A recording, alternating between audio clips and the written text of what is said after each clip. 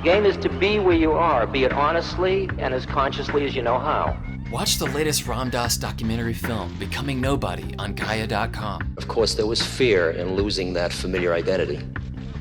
But there was always also wonder.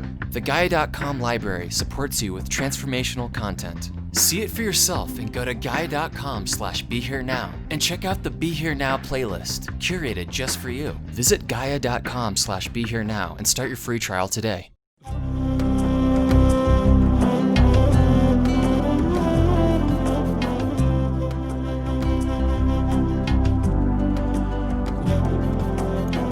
Welcome to the Jack Kornfield Heart Wisdom Hour. We are delighted to share with you Jack's innate common sense wisdom and his clear, open heart. If you are interested in supporting Jack's podcast, go to BeHereNowNetwork.com/Jack. So please let yourself get settled in a way that's comfortable and listen. Listening to teachings is a kind of a reflection or a meditation practice. There's no quiz at the end, no exam, you've already passed. But rather you kind of let yourself listen and sense what's true in your own heart, what resonates for you, what reminds you of something of value. And the other things that don't resonate, just let them go by. Or put them on the shelf or whatever you do with them. So that you take it in a certain way as a kind of practice. And the practice is really the practice of a deeper listening, not just to these words or teachings, but looking into your own heart and your own mind. So sit comfortably. And this evening, especially since the signs of spring are here, thank you. In California, the plum blossoms are out in many places, and although we need rain, please, who's ever up there, the rain gods, the sense of spring, which comes early in California, is a really beautiful one. As I said, you can see the light turning. And so I want to talk about our practice of mindfulness, compassion, meditation, these things, as a gardening practice, as a gardening of the heart. And of course, this has been a difficult week in the news. There have been a lot of them, but this is one of them, with the school shooting, with the failure to solve any of the problems of immigration for the dreamers or other people. And as most of you are aware, this is President's Day. I think about going to the Lincoln Memorial, which is one of my favorite places in Washington, and it calls itself a temple. It says, in this great temple are the words and the memory of this man. It's like a Greek temple. And there, carved in the stone, are the words, after the Civil War, which was such a horrendous trauma for the entire country, with malice toward none and charity toward all. That is the presidential leadership. That is an expression of what it means to bring people together. Like Emma Lazarus on the Statue of Liberty, give me your tired, your poor, your huddled masses yearning to breathe free. There is in our history, and I feel it in our bones and in our consciousness, the understanding of what wise leadership looks like. And sometimes we get it, and sometimes we don't, and often it's kind of mixed. And I'm not going to presume the politics of everyone in this room. People have all different kind of political views. But what I do know is that amidst gun violence, amidst continuing warfare and racism and the kind of sufferings that we see in the world, there are also, even during the course of this evening talk, 1 billion acts of kindness that don't get featured in the news. And I remember when I was doing some peace work in Palestine and Israel some years ago, what struck me was how many groups, and I met with a number, the Gandhian peace group, a nonviolent peace group that was growing in Palestine, the former combatants for peace, the bereaved mothers, the sulka that was bringing together teenagers from Palestine and Israel, that there were, a couple of hundred of amazing groups doing things that you never hear about. All you hear about is if somebody throws a hand grenade or some terrorist attack or someone getting shot.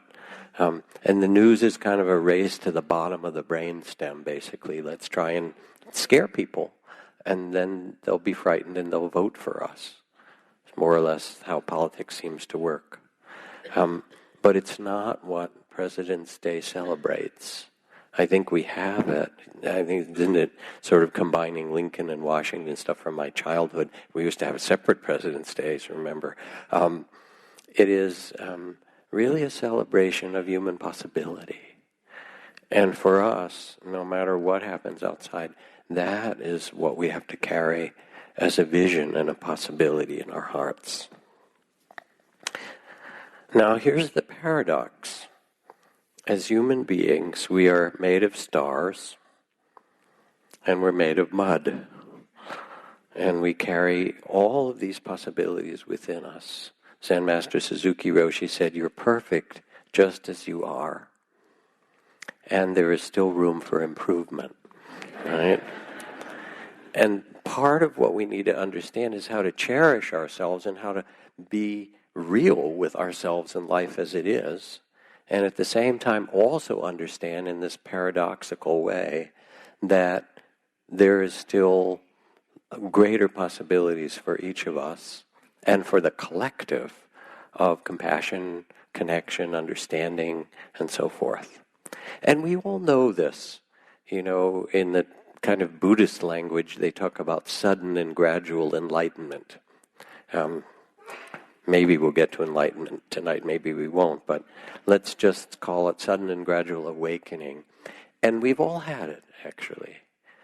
Walking in the mountains, or entering a great cathedral, or hearing an extraordinary piece of music, or making love, or being with someone as they're giving birth, or giving birth yourself, that mystery, or sitting at the bedside of someone as they die. And the spirit leaves the body. And the gates between the worlds open up, and you wonder, what is this human incarnation that lasts for a time and then is gone like that? Or you're standing by the Grand Canyon, or you've taken some sacred medicine. There are 100 ways that we've touched this, making love, where we step out of the small sense of self, what's called the body of fear, the separateness, and feel ourselves truthfully to be part of something so much greater, which is the energy that gave life to us and is the turning of the galaxies and the stars, because that's what we are. We come from this. And yes, we have to tend this separateness, as Ram Dass likes to say. You have to remember your Buddha nature and your social security number. There's some kind of, paradox thing that you have to kind of work with. But there's also a timeless reality, the ever-present, eternal, in which we live. And the question is not the future of humanity, but the presence of eternity. What does it mean to live in mystery rather than just have your list and check off the to-do things that you have to shop and buy or complete or, turn in or send or get or whatever it is? Those are all fine things. But if that's all that makes up our life, something profound is missing, and something that nourishes us. So we all know this somehow, and in some way entering a spiritual practice, meditation, mindfulness, loving kindness, compassion practice are really gateways to open us to that which is bigger than ourselves. Our connection with all life, our sense of that mystery that we can rest in, of that which is timeless. And, it's a beautiful thing to watch when I go up to visit the 2-month retreat, but even a week-long or 10-day retreat. People get younger. We talk about it as the Vipassana facelift, basically. By the end of 10 days or so, people come in and they're tired and they're haggard and they did a lot in order to make their week or 10 days or whatever it is free. And then you start to see their brows clear and their eyes are brighter and they're walking around and they take time to look at the flowers and smell the spring air. And it's as if their vitality and their beauty and their youth starts to shine again because they've stopped and slowed down and tended themselves with loving awareness, their own body and breath. And in doing so, they've opened themselves to these other dimensions of which is what we are. And anything important or good that we do has to be connected with that what we are. You could call it love, or mystery, or consciousness, interbeing. It's a beautiful thing. And so when we come and sit in meditation, it isn't so much to have a good meditation, because you get everything in there. That's what happens. You sit down and you get your own mind. And as I like to joke from my friend Annie Lamott, she says, my mind is like a bad neighborhood. I try not to go there alone. So you come with other people, right? You get it all. But the point isn't the particular experience. The point is to get bigger than being caught in those things that come, your fears and longings and hopes and, all of those things, that you become the witnessing of it, the place of loving awareness, of compassion that says, yes, this, and even more. You open yourself so that you can live with love for yourself and others. Because in the end, what matters? So there's the sudden awakening. But the other image that's used is gradual awakening. And here you sit, and there's the monkey mind. Some of you may have noticed that, or the tension in your body, or all the stories that get told, or all those other kinds of things that arise. And the question is, here we are in this human incarnation. I don't know how you got in there, but you're here, and you're sitting here with it. How do you respond to all this stuff? So, a story in the early days of the Buddha's teaching, he went out with his alms bowl and approached an area that was owned by a wealthy Brahmin that was being plowed in the spring plowing. And the wealthy Brahmin was distributing food to all the workers. And when he saw the Buddha come with his alms bowl, he said, I, O monk, I plow and sow and work, and having plowed and sown, then I eat. Why don't you, or, in the Victorian translation, do you likewise plow and sow, and having plowed and sowed, do you eat? So he's sort of challenging him, like, come on, you're a mendicant, get with the program and do something worthwhile. And the Buddha says, I also, Brahman, plow and sow, and having done so, I eat. And the Brahman says, you claim yourself a plowman, but I see no plow. Tell me, what kind of plowing is it you do? And the Buddha replied, trust or faith is the seed, compassion the rain, wakefulness is my plow and yoke, conscience my guide, and my mind is the harness. Clarity is the plow blade, and well guarded in action and speech, I use truth to weed and cultivate release. And wise effort is my oxen drawing the plow steadily toward freedom of heart, that which can never be regretted. And he does this little kind of poem in response. And this bears the fruit of liberation. And then the Brahmin says, then let the venerable monk eat. You are indeed a plowman. Somehow he convinces him. Now there's an interesting end to this story, because the Brahmin in the story anyway takes a pitcher of milk rice to pour it into the alms bowl of the Buddha. And as it pours into the bowl, it hisses with steam and won't stay in the bowl. And of course, these stories are both literal stories, but they're also metaphors. They're mythological stories. And so you can listen to them in a different way. Why would it hiss and steam?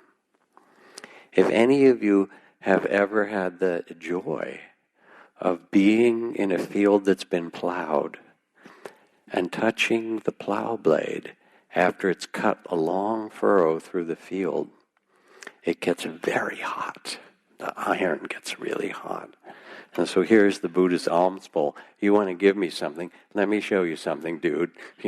Pour in the milk rice. The plow is still hot from the inner work that I've done. So that's the story. But it's a beautiful story because following Suzuki Roshi, yes, you're perfect the way you are and there's still room for improvement. It really speaks about the seeds that we plant and having tended them with wise effort as the oxen and the rain of compassion, that beautiful fruit will come, the fruit of freedom of heart, the fruit of well-being. This is Thich Nhat Hanh's way of describing it. Your mind is like a piece of earth planted with many different kinds of seeds. Sometimes he talks about it as storehouse consciousness with all the different possibilities, archetypal seeds in it. And in this piece of earth with different seeds, there are seeds of joy, of peace, of mindfulness and understanding and love. There are seeds of craving, of anger, of fear, hate, and forgetfulness. The healthy seeds and the unhealthy seeds are always there, sleeping in the soil of your mind and heart. The quality of your life depends on the seeds that you water. If you plant tomato seeds in your garden, tomatoes will grow.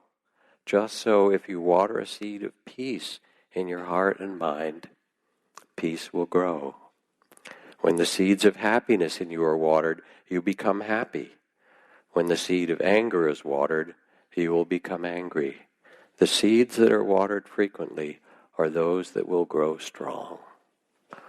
So this is really an instruction that's gone down now for 2,600 years, from the Buddha's image to the teaching of Thich Nhat Hanh, of what it means to begin to tend the garden of our own heart and our own life.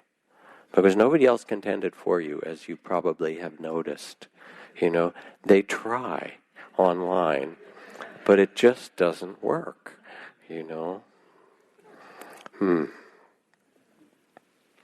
Now what happens when you tend the garden of the heart, when you look into what seeds am I watering and what am I planting and so forth, is that as you begin to practice what's called appamada, or presence, not being lost, when you become more present, first of all, things start to change in a beautiful way. And, modern neuroscience talks about how even in 6 or 8 weeks of training the mind in meditation and the heart, there are measurable changes in the telomeres at the caps on the end of chromosomes, and epigenetic changes, and changes in, brain structure and so forth, things like that. And there's all these kind of scientific ways of talking about it.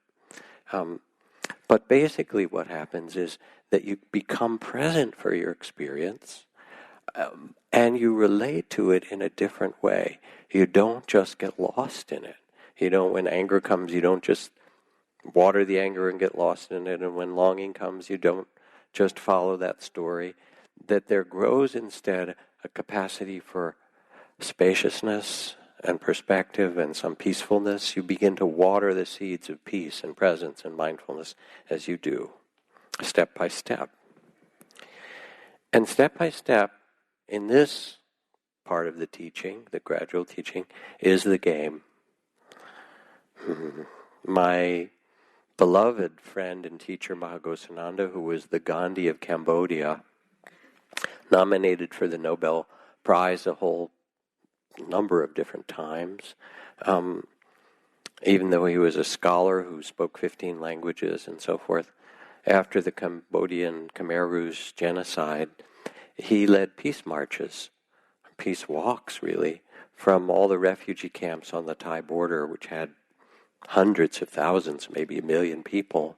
He said, you can't go back to your villages where the temples were burned and all the intellectuals were killed and almost, half the population it was probably a quarter of the population died. He said, you can't go back unless you reclaim the land with your own love and your heart. And so he would lead streams of 1,000 people. He said, you can't go in a bus or the back of a truck with someone beating a drum and someone ringing a bell, singing the chant of loving kindness. Hatred never ceases by hatred, but by love alone is healed. This is the ancient and eternal law. And they would recite it over and over and walk back to their villages, reclaiming the land through killing fields until they felt that they could again plant the seeds of love in a ground that had grown so barren. This is the game to make our life beautiful. You set a direction, you set the intention of your heart, which is the seeds of compassion, of wakefulness, of being present, of mindfulness. You plant those seeds, and then those seeds have a certain power to grow if you dedicate yourself to them. But the other thing that happens, and anyone who's ever gardened knows this, obstacles will arise. You know how it works, right? There are insects, there is drought, there's weeds that try and take it over. There's a very compacted soil and there's no aeration for it.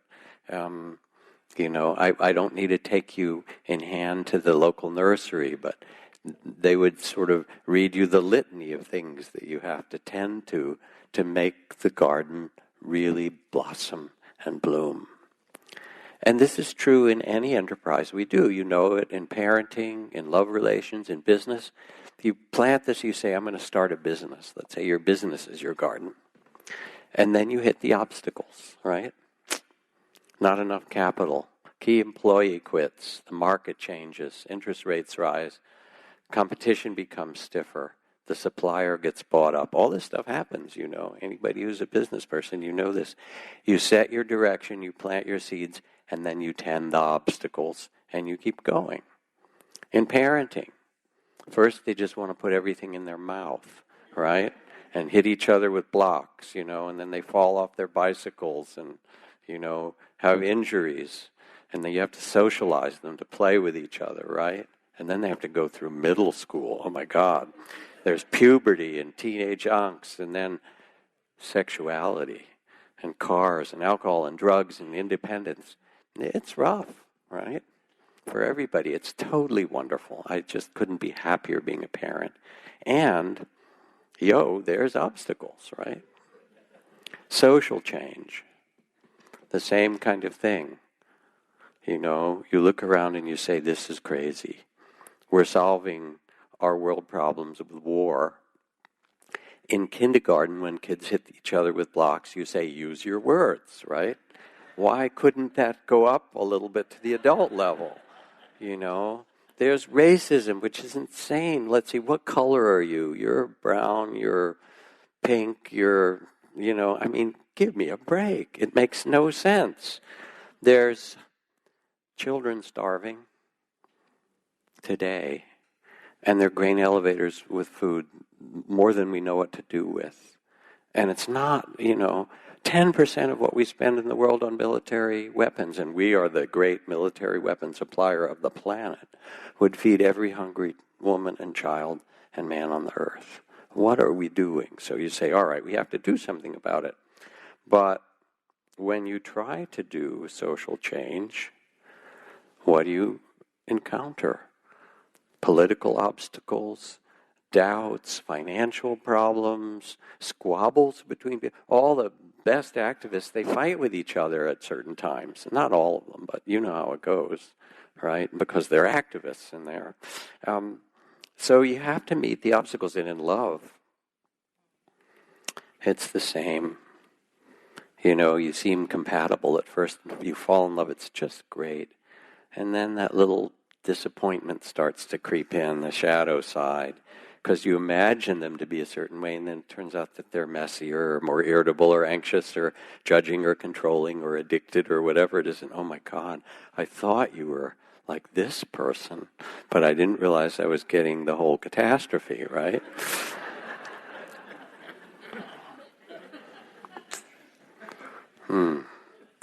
And back to social change. Let's talk about gun control for a moment. You know, and being a country with more guns per capita than any other country in the world,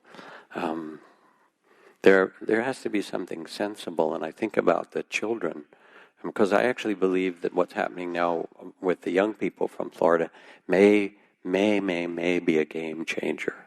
It's like the margins are the place where the real life lives, not in the center of the consciousness of the country, but it's the disenfranchised and the children and the elders and the people who've been kept out that actually still carry the possibility and the vision.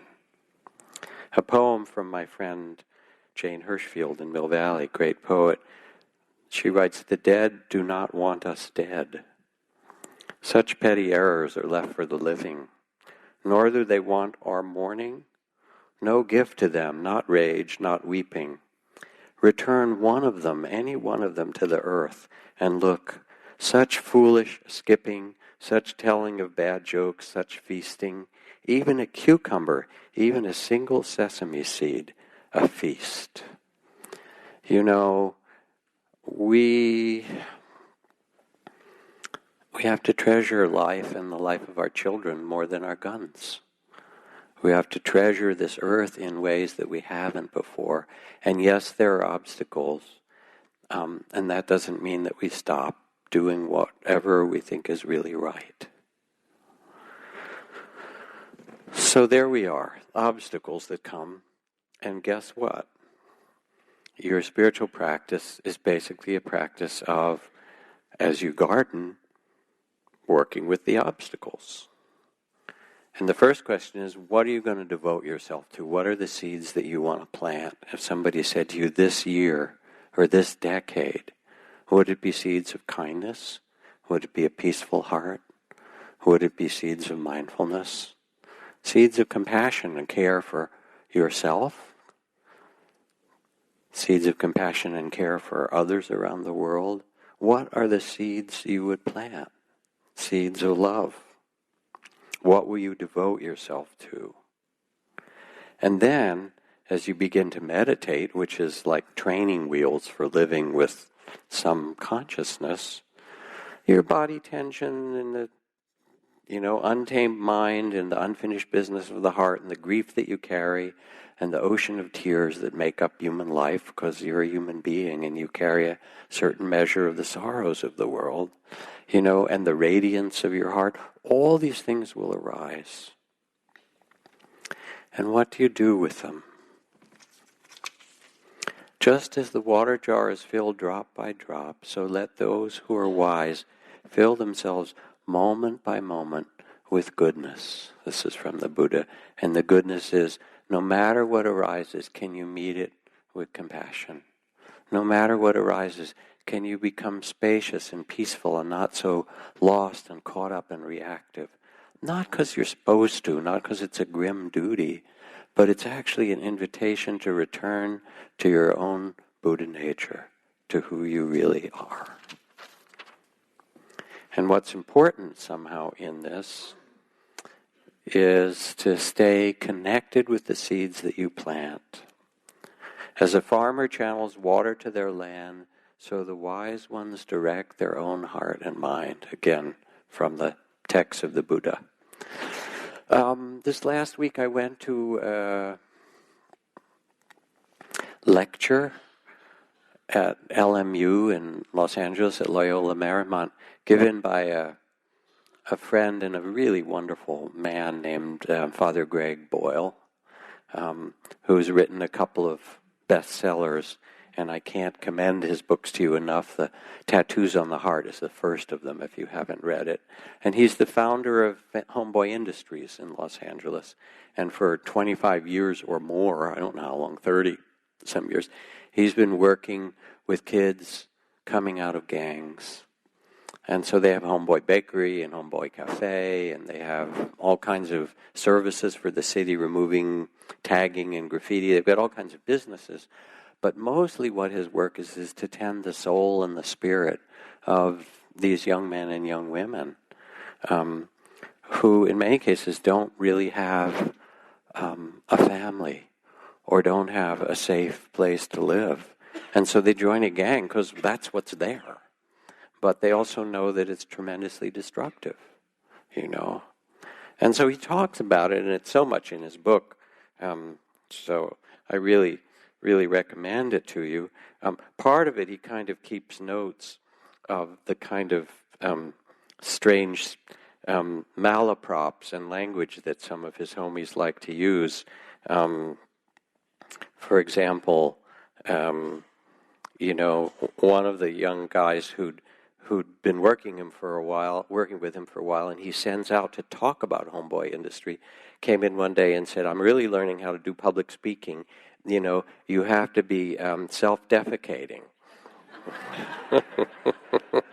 And Father Greg said, "Oh, that's something I've been meaning to practice, you know." Yeah.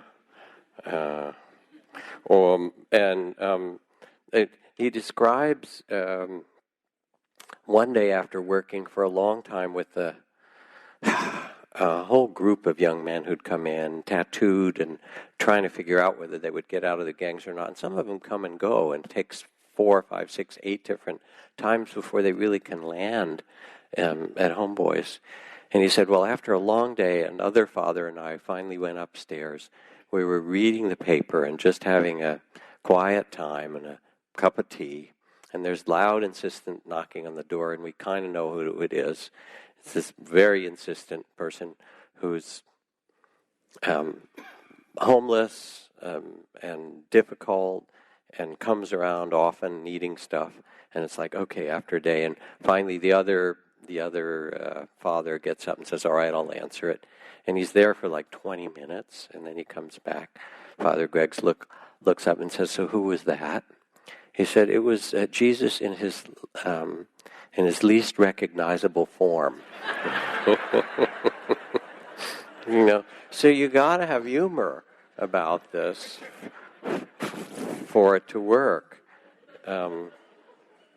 Yeah. I'll read you one part from this book, because at all of the talks that he gives, and now he goes around the country talking about really the redemption that's possible for these young people. And if you go there, it's quite extraordinary. And he says, so I always bring a couple of homies with me to talk, and they get up and they tell their story. And he said, so we were flying to go to a long flight, and I took a couple of homies who were from different gangs. I like to mix them up, you know, because they're... and one of them worked at the bakery, and the other one, let me see, where is they? Worked in their store, their shop that they sell Homeboy stuff. And they got to the airport. They'd never flown. They were terrified. And so we're looking out the window, and 2 of the flight attendants are going up the steps with cups of Starbucks coffee. And I said, well, must be pretty soon it'll be time to take off because they're trying to sober up the pilot. He said, I know that wasn't fair to say to these guys, but anyway, they get on the plane, they get there. He said, you got to mess with them sometime. And he says, all right, it's 1,000 people, psychologists and social workers in this major city, and I want you to tell your stories first, and then I'll talk about how I work. And so they get there, Mario and Bobby, and they were both nervous. Their accounts move people very deeply because their stories were filled with violence, abandonment, abuse, torture, homelessness of every kind. Honest to God, if their stories had been flames, you'd have to keep your distance, otherwise you'd get scorched. So this is really the work he's thrown himself into. They spoke before me, and then before I presented, because I wanted to include them, I asked if anyone there had any questions for these guys. They were both nervous. And once things quieted down, a woman raised her hand. She had a question for Mario, and he started to quake, like, how do I do this? Yes, she said, you're a father. You've been at home boys for 8 years or 9 years. Your son and daughter are starting to reach their teenage years. What wisdom do you impart to them? I mean, what advice do you give them? And Mario was silent and trembled and closed his eyes and blurted out, and he couldn't say anything more for a long time. And finally he looked at her as if pleading and said, I just don't want my kids to turn out to be like me. And his words felt squeezed out, and his sobbing was now more pronounced. The woman was silent. No one said anything, just as you're being silent. She stood up again. Now it was her turn to cry, and she pointed to him. And her voice, quite certain, through her tears, said, Mario, why wouldn't you want your kids to turn out to be like you? You are gentle, you are kind. He was known as being a gentleman at Homeboys. You are loving, you are wise. She planted herself firmly. I hope your kids turn out like you. And there wasn't much of a pause before all 1,000 attendees stood up and began to clap. The ovation seemed to have no end. All Mario could do was hold his face in his hands, overwhelmed with emotion. What Father Greg has done is to tend the seeds of goodness in these young people that come to see him. And he does it over and over, and if they fail, he says, then come back when you're ready to try again.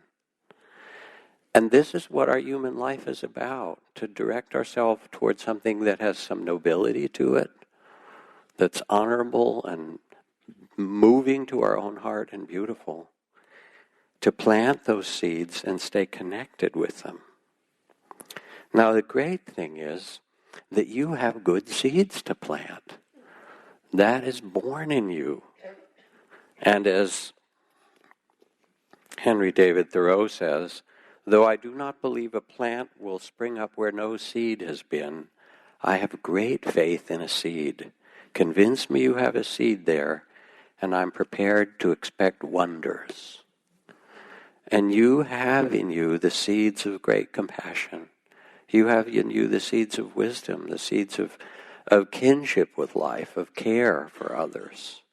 And meditation then isn't to make some special experience, because you sit and you get, everything happens. But it's to learn how to tend this garden of your own humanity, and to water the seeds of kindness, to water the seeds of presence, to water the seeds of attention and care, to water those seeds that are the most beautiful in your own heart.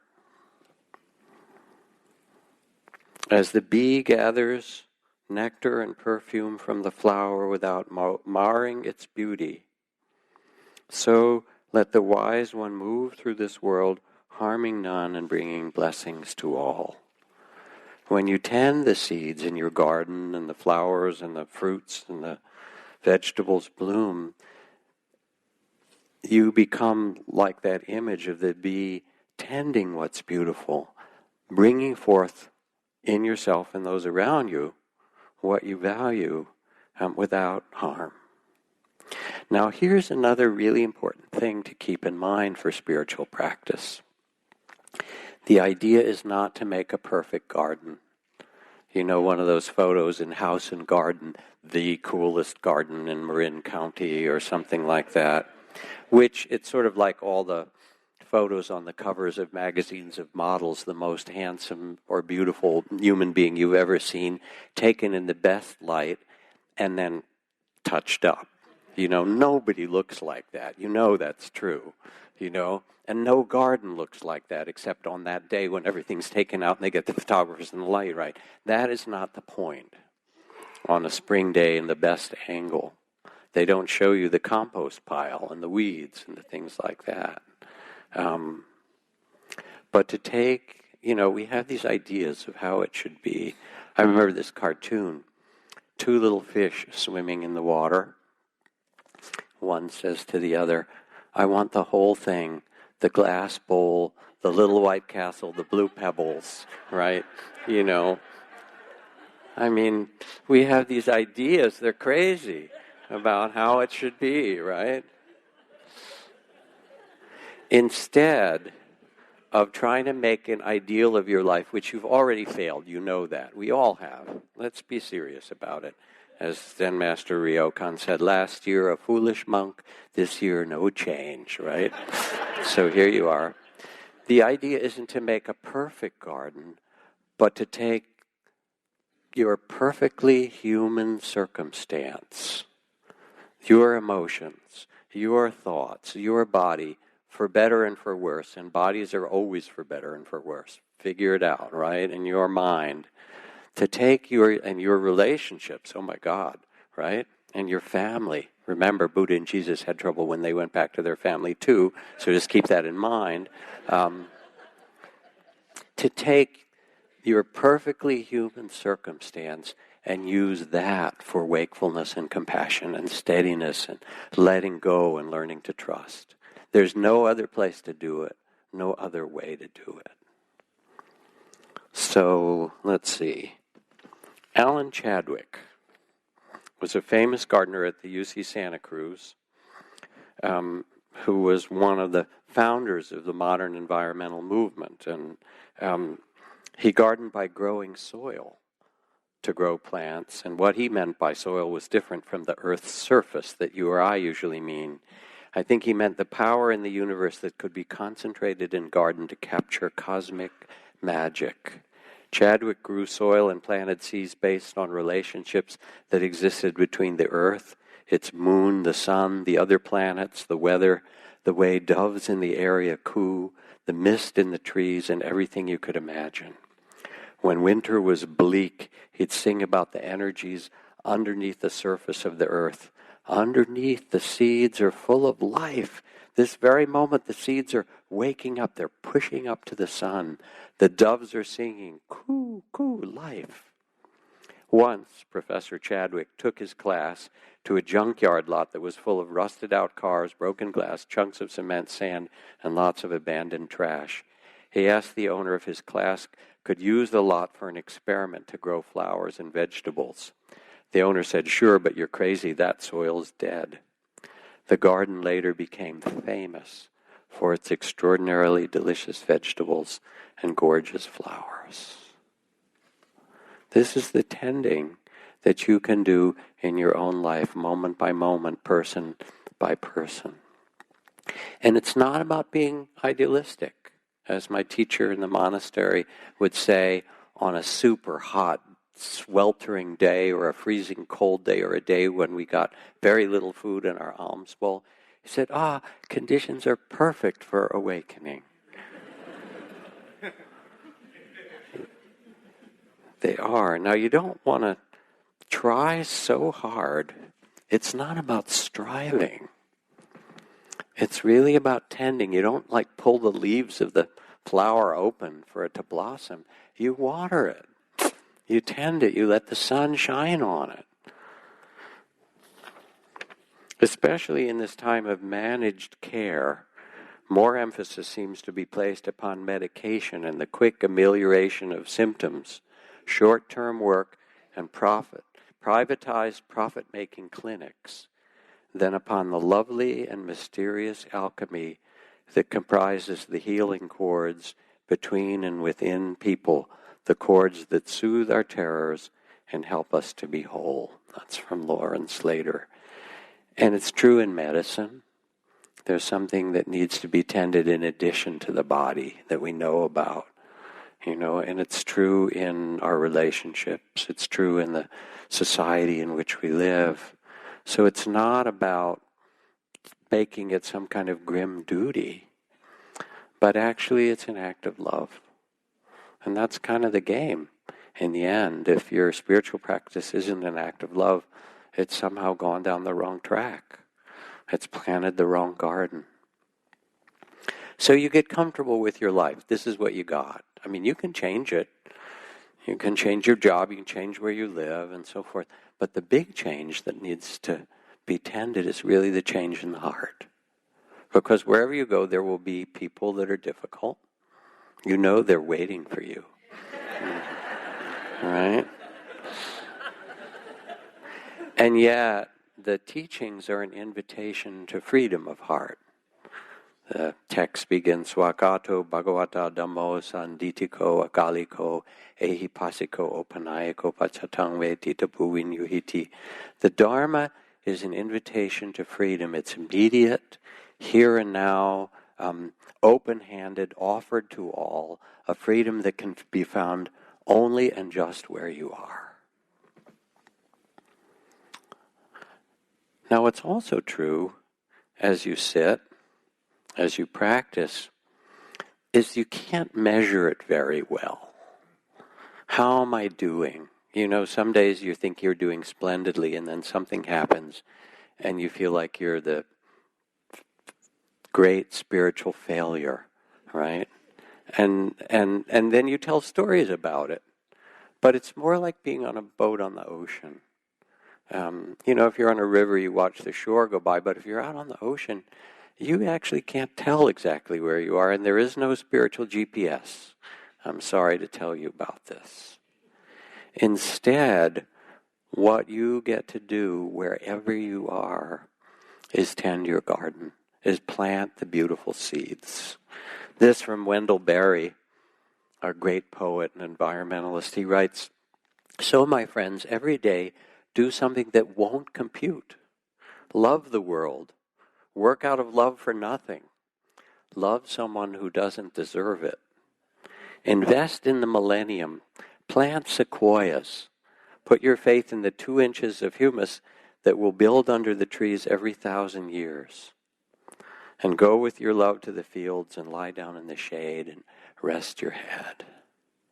Plant sequoias, that take 1,000 years to grow majestic.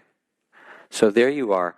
You can't tell how you're doing. I mean, if you really want to know, you could, of course, ask the people in your family, but that's another story. You can't tell how you're doing. What you'll see is tension and difficulty in your body because you have a physical body, and also potential to live with this body in a healthy and beautiful way. But it will have pain. Anybody not have pain? You can have your money back, right? It's just you get suffering along with joy in this life. This is human incarnation, And then you notice the judging mind and the doubting mind and the frightened mind and the angry mind, and there's praise and blame and gain and loss. This is the working stuff of a human incarnation. Don't tell too many stories about it. Name it, water the beautiful seeds, let the other ones go by. It's not that complicated. Water the seeds of love, of compassion, or presence. Because your stories are likely going to be inaccurate. And likely I would underline. I remember at the end of a retreat we had down in Joshua Tree in Yucca Valley, we used this wonderful retreat center, Institute of Mental Physics, for 38 years. And there was a woman who left the retreat. She told me this story later, and she went to the Palm Springs airport. And she got a bag of her favorite chocolate chip cookies that they sold at one of the market stores there. And she went to the waiting area of her gate and sat down. There were a bunch of seats and little tables every 3 or 4 seats. And she put her cookies and her stuff down. And she sat there for a while, just looking at her phone or whatever you do on an airport these days. And then she noticed that the guy next to her was opening her bag of cookies. That was like really weird. And he took one out and he ate it and he looked at her as he did it and he tipped the bag to her like, you want one too? And she like, okay, I don't know about this, And so without saying any words, but feeling really strange, he ate a cookie and she ate a cookie, like, what is happening here, right? And she was somewhat upset by it. But okay, I've come from a retreat, I'll be compassionate, and so forth. So then it was time to get on the plane. The cookies were gone. She got her stuff. She settled into her seat. And as she was putting her stuff away, she opened her purse, and there was her bag of cookies.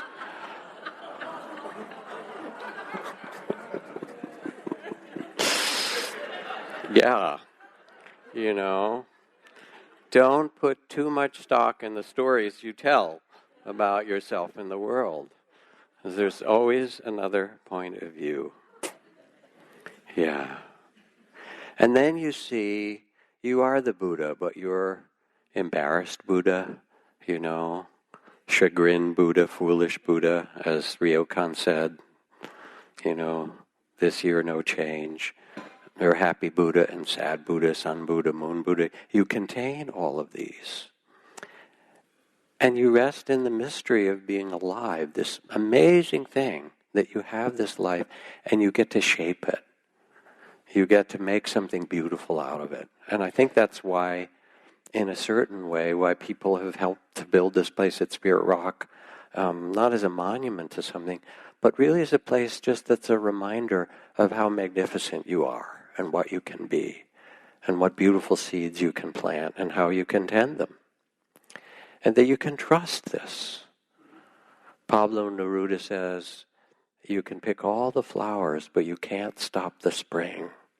There's some life force that wants to renew us, and even in the body politic, which seems so divisive now, and in many ways destructive, and worse than that, at times it feels like we are, instead of, as Lincoln said, with malice toward none and charity toward all, it's almost reversing it, that we're dividing those who are valued and those who are vulnerable and are not valued and throwing them out of our hearts and out of our willingness to be in communion. And yet, we are in communion. Every breath you take is breathed by all those other people. Every breath you take, as I say, came over the Pacific and dusted Mauna Kea and Mauna Loa, and before that it dusted the Fukushima nuclear reactor. We are in this one together. This is our family. Pablo Neruda, so beautiful. But if you plant seeds, then something good will come. As Thoreau said, I don't know how long it will take, but I'm prepared to expect miracles and wonders. Pablo Neruda also wrote another line for spring. It was one of his love poems. He said, I want to do with you what spring does to the cherry trees. How's that for a little romantic line? Thank you. Yeah. So, Kathy Sneed, this is some years ago, started the prison garden project in the 1980s. She was concerned for the soul death of so many people who've been incarcerated. We have sadly, we have these enormous racist poverty prisons that if you're born in the wrong place or the wrong race or wrong skin color or something, the likelihood is you're going to end up in prison, and not for doing much. So she began a project in the San Francisco City and County Jail, which is a pretty big establishment. And men were invited to grow vegetables in a garden plot behind one of the prison buildings, which had been there from the decades before when there had been a prison garden. Through fundraising, she was able to offer them seedlings and mulch, fertilizer, and simple garden tools. To be able to grow a garden with their own hands, to be responsible for its blossoming, to overcome insects and drought, brought out the best in these thrown-away people. It awakened a connection to and caring for something outside of themselves. Kathy tells about one macho giant saying, "Don't step on my babies," as he walked through the garden. The prison wardens were amazed by the change. The gardens became so important to those who cared for these patches that their lives began to revolve around them. In fact, when time came for these men to be released from prison, some purposefully recommitted petty crimes or violated parole so they could get back to their gardens. That's when Kathy realized that she needed to start a garden project for ex-prisoners, which she did. Do not judge me by my successes, says Nelson Mandela. Judge me by how many times I fell down and got back up again. Tend your garden, in a way that's beautiful. Choose the seeds.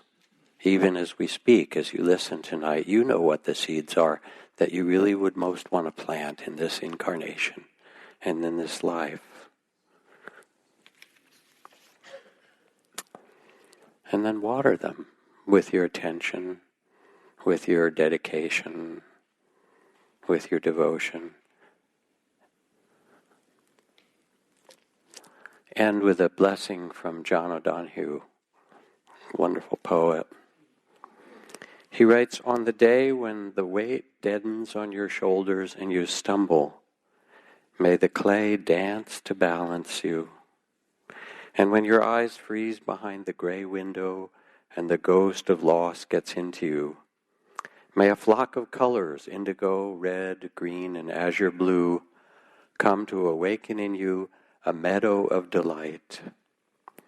When the canvas frays in the crack of thought and a stain of ocean blackens beneath you, may there come across the waters a path of yellow moonlight to bring you safely home. May the nourishment of the earth be yours. May the clarity of light be yours. May the fluency of the ocean be yours, and may the protection of the ancestors be yours. And so may a slow wind work these words of love around you, an invisible cloak to tend your life." Let's sit.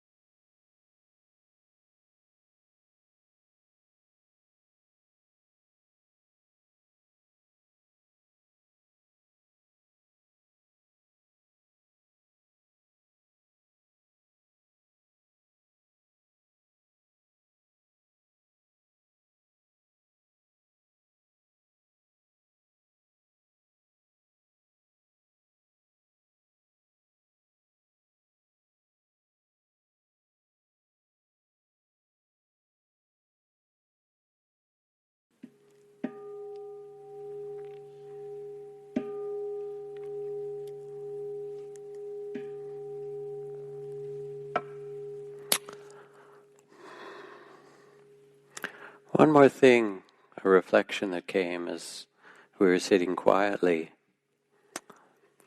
You don't just water your own seeds, There are gardens next to yours that could be also quite beautiful. And you have water to spare, I know you do, even though we still need some rain. And the world needs you to also water the seeds of goodness, of compassion, of presence, of dedication around you. The society needs it, whether it's raising conscious children or creating a conscious business or standing up for justice or standing for the vulnerable or tending them. but to do so in a way that waters the beauty in them and the best in them. As Nelson Mandela said, it never hurts to think the best of someone. They often act the better because of it. To really seek out your ways to water the seeds of goodness and make a difference both in your own heart and in all that you touch in the world. So enjoy the spring. And thank you for coming, and drive politely out there. There's lots of cars and people and things like that. And hope to see you again.